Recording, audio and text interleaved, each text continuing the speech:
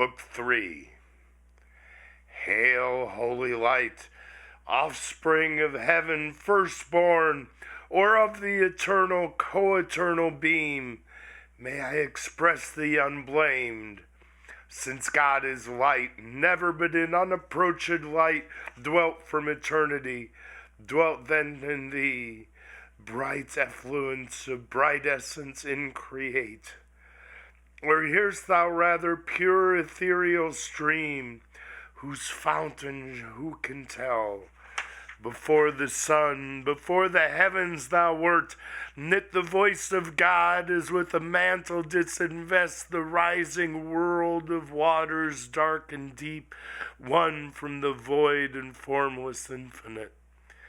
Thee I revisit now with bolder wing. Escape the Stygian pool, though long detained in that obscure sojourn, while in my flight through utter and through middle darkness borne with other notes than to the Orphean lyre, I sung of chaos and eternal night, taught by the heavenly muse to venture down the dark descent, and up reascend, though hard and rare. Thee I revisit safe, and feel thy sovereign lamp, but thou revisit'st not these eyes that roll in vain to find thy piercing ray and find no dawn.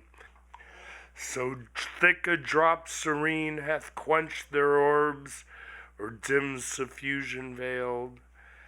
And yet not the more seaside to wander where the muses haunt, clear spring or shady grove or sunny hill, smit with the love of sacred song. But chief thee, Sion, and the flowery brooks beneath that wash thy hallowed feet, and warbling flow nightly I visit, nor sometimes forget those other two equaled with me in fate, so were I equaled with them in renown, blind Thamyris and blind Meonides, and Tiresias and Phineus, prophets old. Then feed on thoughts that voluntary move harmonious numbers, as the wakeful bird sings darkling and in shadiest covert hid tunes her nocturnal note. Thus with the year seasons return, but not to me returns day, or the sweet approach of even or morn, or sight of vernal bloom, or summer's rose, or flocks, or herds, or human face divine. But cloud instead and ever-during dark surrounds me, from the cheerful ways of men cut off, and for the book of knowledge fair presented with a universal blank of nature's works to me expunged and raised, and wisdom at one entrance quite shut out. So much the rather thou, celestial light, shine inward, and the mind through all her powers irradiate, there plant eyes, all mist from thence purge and dispense, that I may see and tell of things invisible to mortal sight. Now had the Almighty Father from above, from the pure empyrean where he sits high throned above all height, bent down his eye, his own works and their works at once to view. About him all the sanctities of heaven stood thick as stars, and from his sight received beatitude past utterance. On his right the radiant image of his glory sat, his only Son. On earth he first beheld our two first parents, yet the only two of mankind, in the happy garden placed, reaping immortal fruits of joy and love, uninterrupted joy, unrivaled love, in blissful solitude. He then surveyed hell and the gulf between, and Satan there coasting the wall of heaven on this side night in the dun air sublime, and ready now to stoop with wearied wings and willing feet on the bare outside of this world, that seemed firm land embosomed without firmament, uncertain which, in ocean or in air. Him God beholding from his prospect high, wherein past, present, future he beholds, thus to his only Son foreseeing spake. only begotten Son, seest thou what rage transports our adversary, whom no bounds prescribe, no bars of hell, nor all the chains heaped on him there, nor yet the main abyss wide interrupt can hold. So bent he seems on desperate revenge, that shall redound upon his own rebellious head. And now through all restraint broke loose, he wings his way not far off heaven, in the precincts of light, directly toward the new created world, and man there placed, with purpose to essay if him by force he can destroy, or worse, by some false guile pervert, and shall pervert. For man will hearken to his glozing lies, and easily transgress the sole command, sole pledge of his obedience. So will fall he and his faithless progeny. Whose fault? Whose but his own? Ingrate, he had of me all he could have. I made him just and right, sufficient to have stood, though free to fall. Such I created all the ethereal powers and spirits, both them who stood and them who failed. Freely they stood who stood, and fell who fell. Not free, what proof could they have given sincere of true allegiance, constant faith or love? Not only what must needs do appeared, not what they would. What praise could they receive? What pleasure could I from such obedience paid, were will and reason? Reason is also choice. Useless and vain, of freedom both despoiled, made passive both, had served necessity, not me. They therefore as to right belonged, so were created, nor can justly accuse their maker, or their making, or their fate, as if predestination overruled their will, disposed by absolute decree or high foreknowledge. They themselves decreed their own revolt, not I. If I foreknew, foreknowledge had no influence on their fault, which had no less proved certain unforeknown.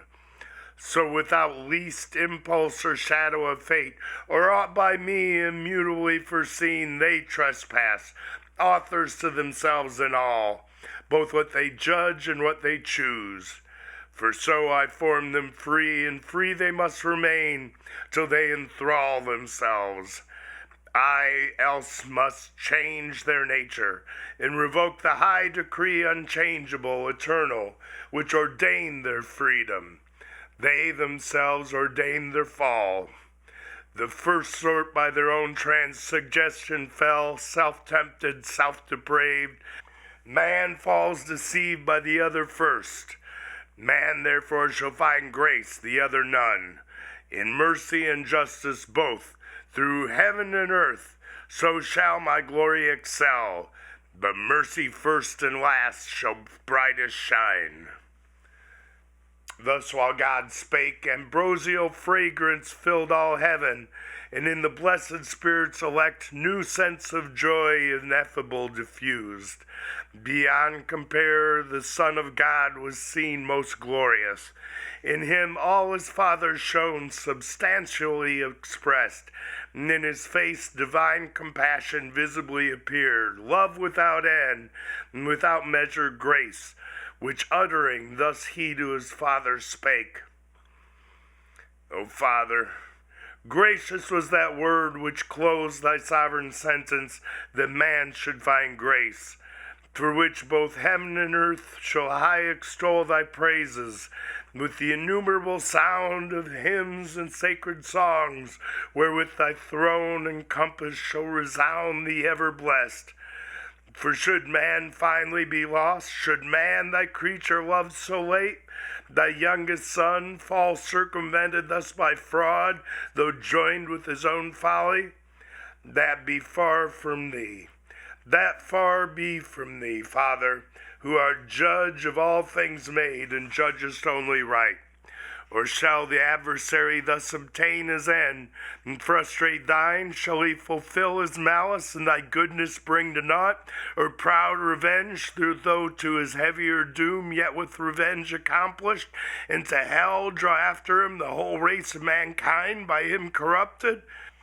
Or wilt thou thyself abolish thy creation and unmake for him what for thy glory thou hast made?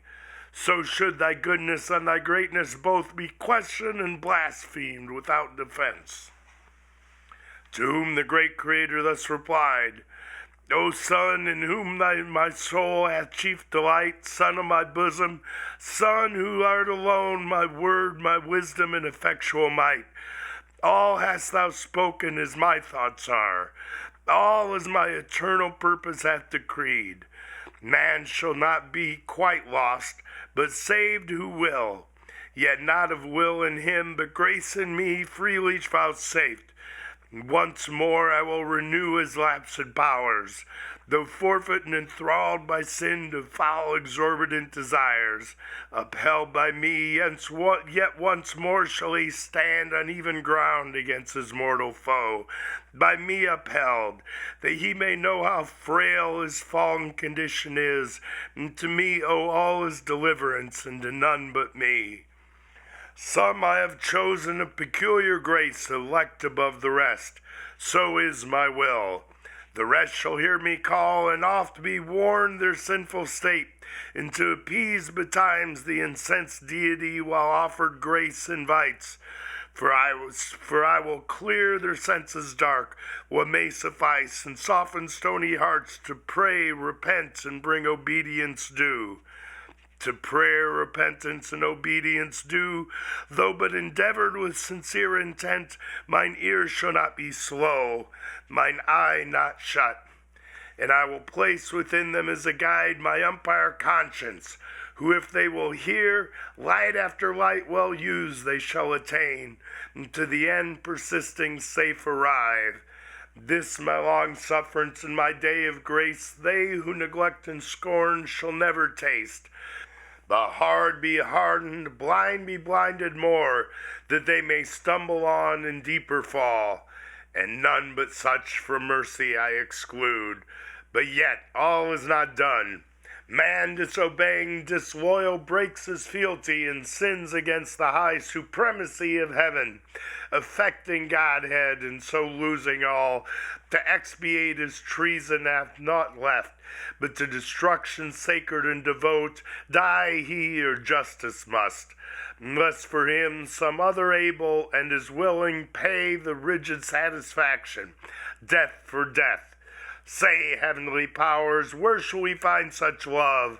Which of ye yet will be mortal to redeem man's mortal crime, and just the unjust to save? Dwells in all heaven charity so dear? He asked, but all the heavenly choir stood mute, and silence was in heaven. On man's behalf, patron and intercessor, none appeared, much less that durst upon his own head draw the deadly forfeiture and ransom set. And now without redemption all mankind must have been lost, adjudged to death and hell by doom severe, had not the Son of God, in whom the fullness dwells of love divine, his dearest mediation thus renewed. Father, thy word is past, man shall find grace. And shall grace not find means that finds her way, the speediest of all winged messengers, to visit all thy creatures, and to all comes unprevented, unimplored, unsought? Happy for man so coming, for he her aid can never seek, once dead in sins and lost. Atonement for himself and offering meet, indebted or undone, hath none to bring. Behold me then, me for him, life for life I offer, on me let thine anger fall, account me man. I for his sake will leave thy bosom, and this glory next to thee freely put off, and for him lastly die, well pleased. On me let death wreak all his rage. Under his gloomy power I shall not long lie vanquished. Thou hast given me to possess life in myself forever. By thee I live, though now to death I yield. Nem is due all that of me can die. Yet that death paid, thou wilt not leave me in the loathsome grave as prey, nor suffer my unspotted soul forever with corruption there to dwell. But I shall rise victorious, and subdue my vanquisher, spoiled of his vaunted spoil. Death his death's wound shall then receive, and stooping glorious, of his mortal sting disarmed. I, through the ample air in triumph I shall lead death captive, maugre hell, and show the powers of darkness bound. Thou at the sight pleased out of heaven shalt thou look down and smile, while by thee raised I ruin all my foes, death last, and with his carcass glut the grave. Then with the multitude of my redeemed shall enter heaven long absent, and return, Father, to see thy face, wherein no cloud of anger shall remain, but peace assured and reconcilement. Wrath shall be no more thenceforth, but in thy presence joy entire. His words here ended, but his meek aspect silent yet spake, and breathed immortal love to mortal men, above which only shone filial obedience. As a sacrifice glad to be offered, he attends the will of his great Father. Admiration seized all heaven what this might mean, and whither tend wondering, but soon the Almighty thus replied, O thou in heaven and earth the only peace found out for mankind under wrath, O thou my sole complacence, well thou knowest how dear to me are all my works, nor man the least, though last created, that for him I spare thee from my bosom and right hand to save, by losing thee awhile, the whole race lost. Thou, therefore, whom thou only canst redeem, their nature also to thy nature join, and be thyself man among men on earth, made flesh when time shall be, of virgin seed by wondrous birth. Be thou in Adam's room the head of all mankind, though Adam's son, as in him perish all men, so in thee as from his second root shall be restored as many as are restored, without thee none. His crime makes guilty all his sons. Thy merit imputed shall absolve them who renounce their own both righteous and unrighteous deeds, and live in thee transplanted, and from thee receive new life. So man, as is most just, shall satisfy for man, be judged and die, and dying rise, and rising with him raise his brethren, ransomed with his own dear life. So heavenly love shall outdo hellish hate, giving to death and dying to redeem, so dearly to redeem what hellish hate so easily destroyed, and still destroys in those who, when they may, accept not grace. Nor shalt thou by descending to assume man's nature lessen or degrade thine own, because thou hast, though throned in highest bliss, equal to God, and equal enjoying godlike fruition, quitted all to save a world from utter loss, and hast been found by merit more than the birthright Son of God, found worthiest to be so by being good, far more than greater high. Because in thee love hath abounded more than glory abounds, wherefore thy humiliation shall exalt with thee thy manhood also to this throne. Here thou shalt sit incarnate, here shall reign both God and man, Son of both God and man, anointed universal King. All power I give thee, reign forever, and assume thy merits. Under thee as head supreme, thrones, princedoms, powers, dominions I reduce. All knees to thee shall bow, of them that bide in heaven or earth or under earth and hell. When thou attended gloriously from heaven shalt in the sky appear, and from thee send thy summoning archangels to proclaim the dread tribunal, forthwith from all winds the living, and forthwith the sighted dead of all past ages to the general doom shall hasten. Such appeals shall rouse their sleep. Then all thy saints assembled, thou shalt judge bad men and angels. They arranged shall sink beneath thy sentence. Hell, her numbers full, thenceforth shall be forever shut. Meanwhile the world shall burn, and from her ashes spring new heaven and earth, wherein the just shall dwell, and after their tribulations long see golden days, fruitful of golden deeds, with joy and love triumphing in fair truth. Then thou thy regal scepter shall lay by, for regal scepter then no more shall need. God shall be all in all. But all ye gods adore him, who to compass all this dies. Adore the Son, and honor him as me. No sooner the Almighty ceased, but all the multitude of angels with a shout loud as from numbers without number, sweet as from blessed voices uttering joy, heaven rung with jubilee, and loud hosannas filled the eternal regions. Lowly reverent toward either throne they bow, and to the ground with solemn adoration down they cast their crowns inwove with amaranth and gold.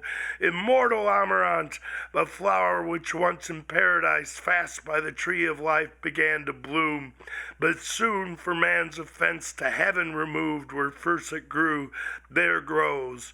And flowers aloft shading the fount of life, near the river of bliss through midst of heaven rolls over his Elysian flowers or amber stream. With these that never fade, the spirits elect bind the resplendent locks enwreathed with beams, now in loose garlands thick strown off, and the bright pavement like that of a sea of jasper shone, empurpled with celestial roses smiled.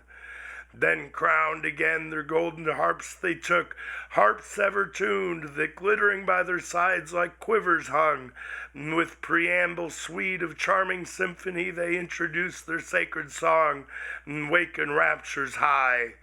No voice exempt, no voice but well could join melodious parts, such concord is in heaven.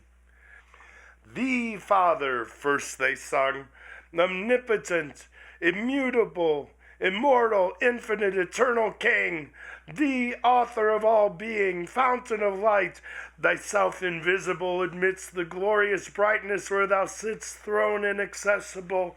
But when thou shadest the full blaze of thy beams, and through a cloud drawn about thee like a radiant shrine, dark with excessive bright thy skirts appear, yet dazzle heaven, that brightest seraphim approach not, but with both wings veil their eyes. Thee, next they sang, of all creation first, begotten Son, divine similitude, in whose conspicuous countenance, without cloud made visible, the Almighty Father shines, whom else no creature can behold. On thee impressed the effulgence of his glory abides, transfused on thee his ample spirit rests. He, heaven of heavens, and all the powers therein, by thee created, and by thee threw down the aspiring dominations. Thou that day thy dreadful fathers thunder did not spare, nor stop thy flaming chariot wheels that shook heaven's everlasting frame, while o'er the necks thou drovest of warring angels disarrayed. Back from pursuit thy powers with loud acclaim, thee only extolled, son of thy father's might, to execute fierce vengeance on his foes. Not so on man, him through all their malice fallen, Father of mercy and grace, thou didst not doom so strictly, but much more to pity incline. No sooner did thy dear and only Son perceive thee purpose not to doom frail man so strictly, but much more to pity inclined, he to appease thy wrath and end the strife of mercy and justice in thy faith discerned, regardless of the bliss wherein he sat second to thee, offered himself to die for man's offense. O unexampled love, love nowhere to be found less than divine. Hail, Son of God, Savior of men, thy name shall be the copious matter of my song henceforth, and never shall my harp thy praise forget, nor from thy Father's praise disjoin. Thus they in heaven, above the starry sphere, their happy hours in joy and hymning spent. Meanwhile, upon the firm opacious globe of this round world, whose first convex divides the luminous and furious orbs, enclosed from chaos and the inroad of darkness old, Satan alighted walks. The globe far off it seemed, now seems a boundless continent, dark, waste, and wild, under the frown of night, starless exposed, and ever-threatening storms of chaos blustering round inclement sky, save on that side for which from the wall of heaven, though distant far, some small reflection gains of glimmering air less vexed with tempest loud. Here walked the fiend at large in spacious field, as when a vulture on Emmaus bred, whose snowy ridge the roving Tartar bounds, dislodging from a region scarce of prey to gorge the flesh of lambs or yeanling kids on hills where flocks are fed, flies toward the springs of Ganges or Hydaspes, Indian streams, but on his way lights on the barren plains of Sarikana, where Chinese drive with sails and wind their canny wagons light. So on this windy sea of land the fiend walked up and down alone, bent on his prey. Alone, for other creature in this place, living or lifeless, to be found was none. None yet, but store after from the earth up hither like aerial vapors flew of all things transitory and vain, when sin with vanity had filled the works of men. Both all things vain, and all who in vain things built their fond hopes of glory or lasting fame, or happiness in this or the other life. All who have their reward on earth, the fruits of painful superstition and blind zeal, not seeking but the praise of men, here find fit retribution, empty as their deeds. All the unaccomplished works of nature's hand, abortive, monstrous, or unkindly mixed, dissolved on earth, fleet hither, and in vain, till final dissolution wander here, not in the neighboring moon as some have dreamed. Those argent fields more likely habitants, translated saints or middle spirits hold, betwixt the angelic and humankind. Hither of ill-joined sons and daughters, born first of the ancient world, those giants came, with many a vain exploit, though then renowned. The builders next to Babel on the plain of Sennaar, and still with vain delight design new Babels, had they wherewithal would build. Others came single. He who would be deemed a god leaped fondly into Etna's flames, Empedocles, and he to enjoy Plato's Elysium leaped into the sea. Cleombrotus, many more too long, embryos and idiots, eremites and friars, white, black, and gray, with all their trumpery. Here pilgrims roam, that strayed so far to seek in Golgotha him dead who lives in heaven, nay, who to be sure of paradise, dying put on the weeds of Dominic or in Franciscan think to pass disguised. They pass the planet seven and pass the fixed, that crystalline sphere whose balance weighs the trepidation talked, then first moved. Now St. Peter at heaven's wicket seems to wait for them with his keys. Now at foot of heaven's ascent they lift their feet, when lo, a violent crosswind from either coast blows them transverse 10,000 leagues awry into the devious air. Then might ye see cowls, hoods, and habits, with their wearers tossed and fluttered into rags, then relics, beads, indulgences, dispenses, pardons, bulls, the sport of winds. All these upworld aloft fly o'er the backside of the world, far off into a limbo large and broad, since called the paradise of fools, to few unknown long after, now unpeopled and untrod. All this dark globe the fiend found as he passed, and long he wandered, till at last a gleam of dawning light turned thitherward in haste his traveling steps. Far distant he descries, ascending by degrees magnificent up to the wall of heaven, a structure high, at top whereof but far more rich appeared the work as of a kingly palace gate, with frontispiece of diamond and gold embellished. Thick with sparkling orient gems the portal stood, inimitable on earth by model, or by shading pencil drawn. The stairs were such as whereon Jacob saw angels descending and descending, bands of guardians bright, who, when he from Esau fled to Padan Aram in the field of Luz, dreaming by night under the open sky, and waping cried, "This is the gate of heaven." Each stair mysteriously was meant, nor stood there always, but drawn up to heaven sometimes viewless, and underneath this bright sea flowed of jasper, of liquid pearl, whereon who came after on the earth, sailing arrived, wafted by angels, or flew o'er the lake, wrapped in a chariot drawn by fiery steeds. The stairs were then let down, whether to dare the fiend by easy ascent, or aggravate his sad exclusion from the doors of bliss, direct against which opened from beneath, just over the blissful seat of paradise, a passage down to the earth, a passage wide, wider by far than that of after times over Mount Sion, and though that were large, over the promised land to God so dear, by which to visit oft these happy tribes, on high behests his angels to and fro pass frequent, in his eye with choice regard, from Peneus, the fount of Jordan's flood, to Beersaba, where the Holy Land borders on Egypt and the Arabian shore. So wide the opening seemed, where bounds were set to darkness, such as bound the ocean wave. Satan from hence now on the lower stair, that scaled by steps of gold the heaven gate, looks down with wonder at the sudden view of all this earth at once, as when a scout through dark and desert ways, with peril gone all night, at last by daybreak of cheerful dawn obtains the brow of some high climbing hill, which to his eye discovers unaware the goodly prospect of some foreign land first seen.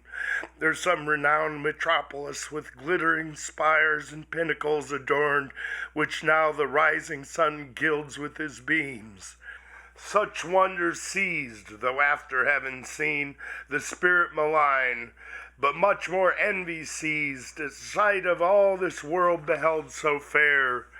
Round he surveys, and well might, where he stood so high above the circling canopy of night's shade, from eastern point of Libra to the fleecy star that bears Andromeda, far off Atlantic seas beyond the horizon.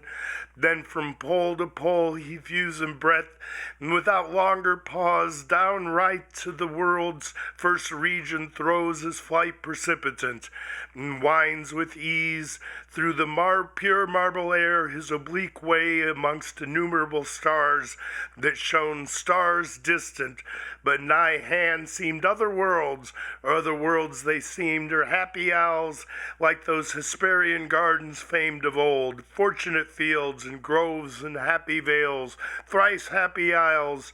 But who dwelt happy there he stayed not to inquire. Above them all the golden sun in splendor likest heaven allured his eye.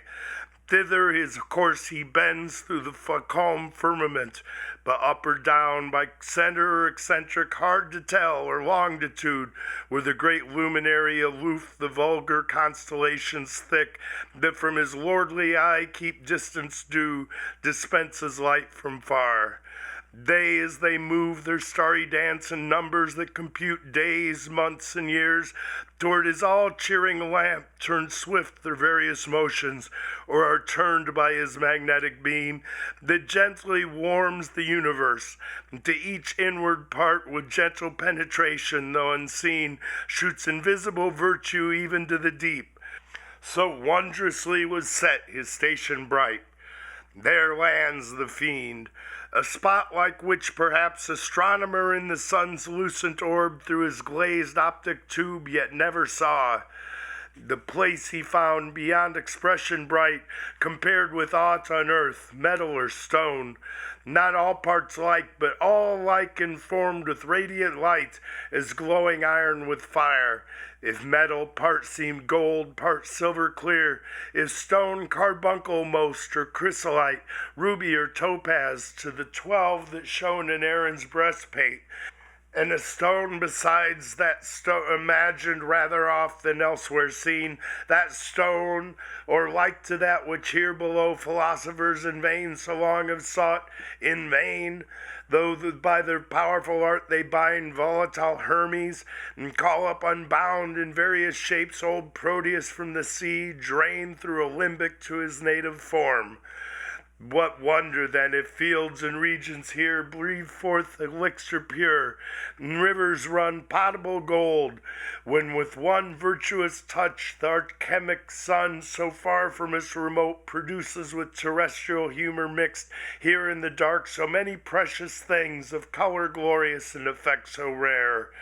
Here matter new to gaze, the devil met undazzled, far and wide his eye commands, for sight no obstacle found here, nor shade, but all sunshine, as when his beams at noon culminate from the equator, as they now shot upward still direct, whence no way round shadow from body opaque can fall, and the air, nowhere so clear, sharpened his visual ray to objects distant, whereby he soon saw within ken a glorious angel stand, the same whom John also saw in the sun. His back was turned, but not his brightness hid. Of beaming sunny rays the golden tiara circled his head, nor less his lock behind, and illustrious on his shoulders, fledged with wings, lay waving round. On some great charge employed he seemed, or fixed in cogitation deep. Glad was the spirit and pure, as now in hope to find who might direct his wandering flight to paradise, the happy seat of man, his journey's end and our beginning woe. But first he cast to change his proper shape, which else might work him danger or delay. Now a stripling cherub he appears, not of the prime, yet such as in his face yon youth smiled celestial, and to every limb suitable grace diffused, so well he feigned. Under a coronet his flowing hair and curls on either cheek played. Wings he wore, on many a colored plume sprinkled with gold, his habit fit for speed succinct, and held before his decent steps a silver wand. He drew not nigh unheard. The angel bright, ere he drew nigh, his radiant visage turned, admonished by his ear, and straight was known the archangel Uriel, one of the 7 who in God's presence nearest to his throne stands ready at command. Then are his eyes that run through all the heavens, or down to the earth bear his swift errands over moist and dry, over sea and land. Him Satan thus accosts. Uriel, for thou of those 7 spirits that stand in sight of God's high throne, glorious bright, the first art wont his great authentic will interpreter through highest heaven to bring, where all his sons thy embassy attend, and here art likest by supreme decree like honor to obtain, and as his eye to visit oft this new creation round. Unspeakable desire to see and know all his wondrous works, but chiefly man, his chief delight and favor, him for whom all these his works so wondrously ordained, hath brought me from the choirs of cherubim alone thus wandering. Brightest seraph, tell in which of all these shining orbs hath man his fixed seat, or fixed seat hath none, but all these shining orbs his choice to dwell, that I may find him, and with secret gaze or open admiration him behold, on whom the great Creator hath bestowed worlds, and on whom hath all these graces poured, that both in him and all things as is meet, the universal Maker we may praise, who justly hath driven out his rebel foes to deepest hell, and to repair that loss created this new happy race of men to serve him better. Wise are all his ways. So spake the false dissembler unperceived, For neither man nor angel can discern hypocrisy, the only evil that walks invisible, except to God alone, by his permissive will through heaven and earth. And oft though wisdom wakes, suspicion sleeps, reigns her charge, while goodness thinks no ill where no ill seems. Which now for once beguiled Uriel, though regent of the sun, and held the sharpest sighted spirit in all of heaven, who to the fraudulent impostor foul, in his uprightest answer thus returned. Fair angel, thy desire which tends to know the works of God, thereby to glorify the great workmaster, leads to no excess that reaches blame, but rather merits praise the more it seems excess, that led thee hither from thy imperial mansion thus alone, to witness with thine eyes what some perhaps contented with report here only in heaven. For wonderful indeed are all his works, pleasant to know, and worthiest to be all had in remembrance always with delight. But what created mind can comprehend their number, or the wisdom infinite that brought them forth, but hid their causes deep? I saw when it is whirled, the formless mass, the world's material mold came to a heap. Confusion heard his voice, and wild uproar stood vast infinitude confined, till at his second bidding darkness fled, light shone, and order from disorder sprung. Swift to their several quarters haste then the cumbrous elements, earth, flood, air, fire, and the ethereal quintessence of heaven flew upward, spirited with various forms that rolled orbicular, and turned to stars numberless as thou seest, and how they move. Each at his place appointed, each his course, the rest in circuit walls, this universe. Look downward on that globe whose hither side with light from thence, though but reflected, shines. That place is earth, the seat of man. That light is day, which else the other hemisphere night would invade. But there the neighboring moon, so call that opposite fair star, her aid timely interposes, and her monthly round still ending, still renewing through mid-heaven, with borrowed light her countenance triform, hence fills and empties to enlighten the earth, and in pale dominion checks the night. That spot to which I point is paradise, Adam's abode, those lofty shades his bower.